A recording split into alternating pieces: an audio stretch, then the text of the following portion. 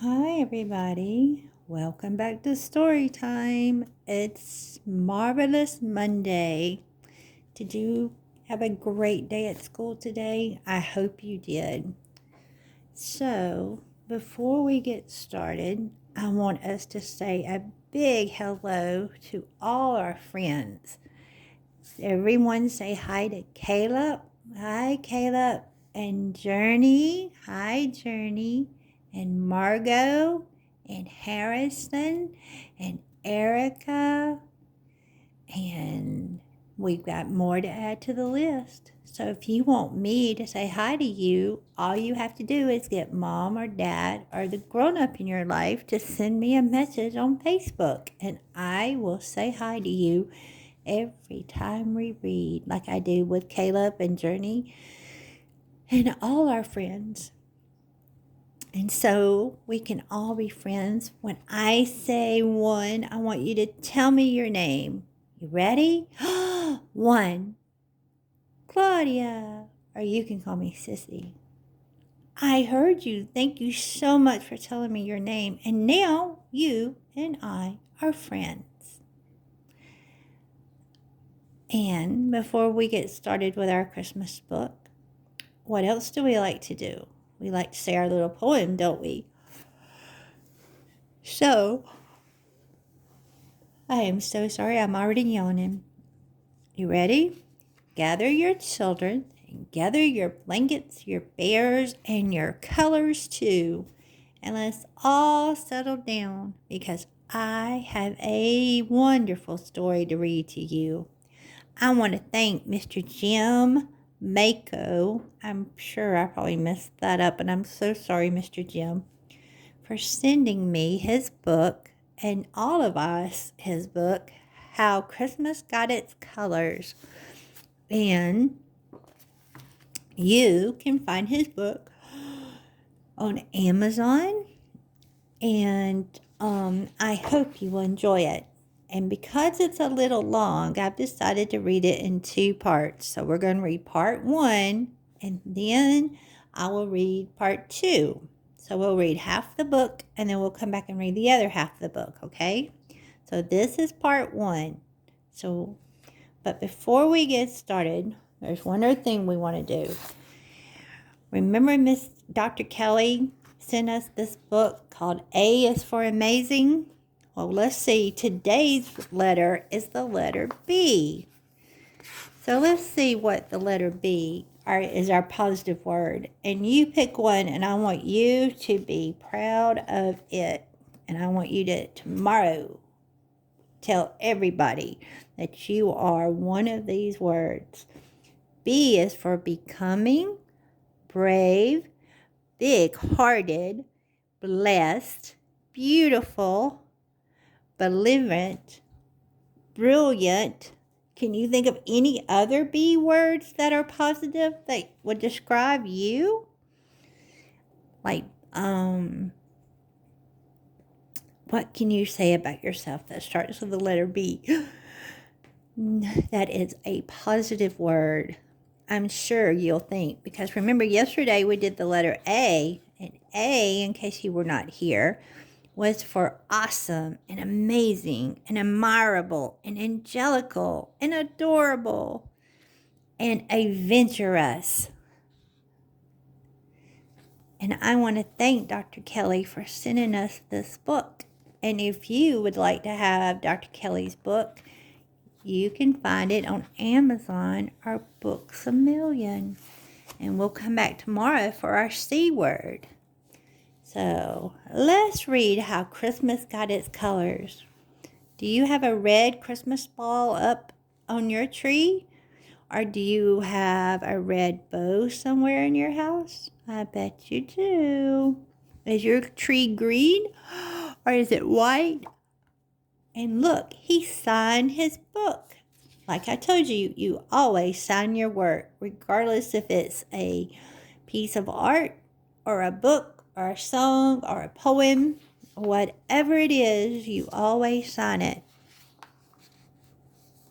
So let's enjoy How Christmas Got Its Colors. And remember, this is part one. When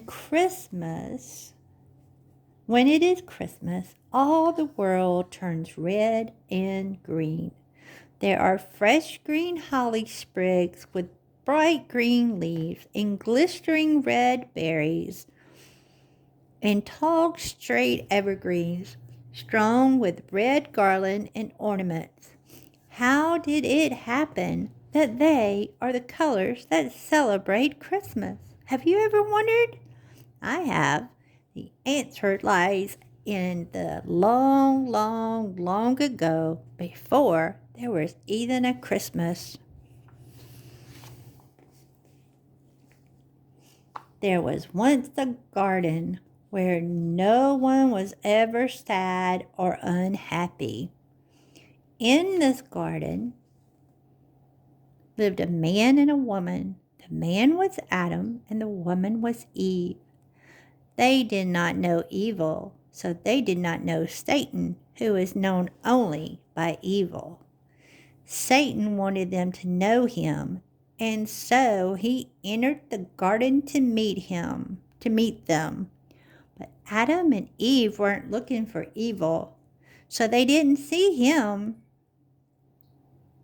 Then Satan saw a beautiful tree with bright green leaves and shiny red apples. Eve was in the distance, slowly wandering through the garden towards the tree.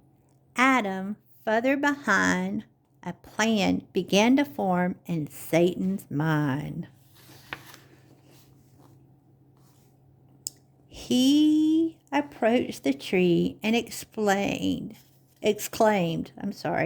"What beautiful colors! Surely in all the colors of the rainbow, none are so gorgeous as the red and green I see in this tree." When red and green heard this, they glowed with pride. Satan smiled to himself and looked beyond the tree at Eve. She was getting closer. Satan turned back to the tree, whose colors glowed even more brightly, and explained again, "Even more beautiful. Could two colors ever look richer or more lovely?" At that, red and green burst out as brilliantly as possible. The leaves of the tree burned with green. The apples swarmed in red. No other tree in the garden looked as beautiful. And Eve, drawing near, saw the tree and was attracted by its brilliant glory. As she approached it, Satan spoke, "Eat this fruit, and you too will be beautiful, and you will know the answers to all the questions." Eve drew back, surprised by the voice. "Who is speaking?" she asked. But she was not afraid. In all the garden, Eve had never known fear. "It's only me, the tree," Satan lied. "Take one of my apples and eat it, and you will have the knowledge of anything you want." But Eve replied, "No, I cannot. God has said I should not want these things." "But why?" asked Satan. "Look at my fruit. Could anything so beautiful be bad? Look at my leaves. Could anything so lustrous be wrong?" Eve looked at the tree and its fruit, and its colors were indeed lovely. She trusted beauty because everything she knew was beautiful. And so, while Adam looked on, she took an apple and ate it. And suddenly Eve knew fear. The fear of being discovered in her disobedience to God. Frightened, she turned to Adam and begged him to eat an apple also, so that he would understand her fear. And Adam, trusting Eve in the beauty of the red apple, ate it. Suddenly, the garden was not good, not all good. They looked about, trying to find a place to hide where God could not find them. We can never hide from God. They tried to think of lies to tell that would convince him that they had done nothing wrong. And even as they thought these things, they felt the guilt and shame that comes with knowing evil. And there was no longer any peace for them in the garden. When God found them afraid and Satan wandering in the garden, he threw them out. For nothing in the garden should know evil. And then he spoke to Red and Green. You shall follow these unhappy people, and they shall know evil when they see you. Red to them will be the color of anger and hate and shame, and green will be the color of greed and jealousy. To these innocent people who trusted in you, I will give hope that someday they will be shown the way back to the garden. But to you who helped to lead them astray, you will represent their misery forever. Now, I'm going to stop it and we're going to do part 2 of the book. So make sure you come back to part 2. Goodbye.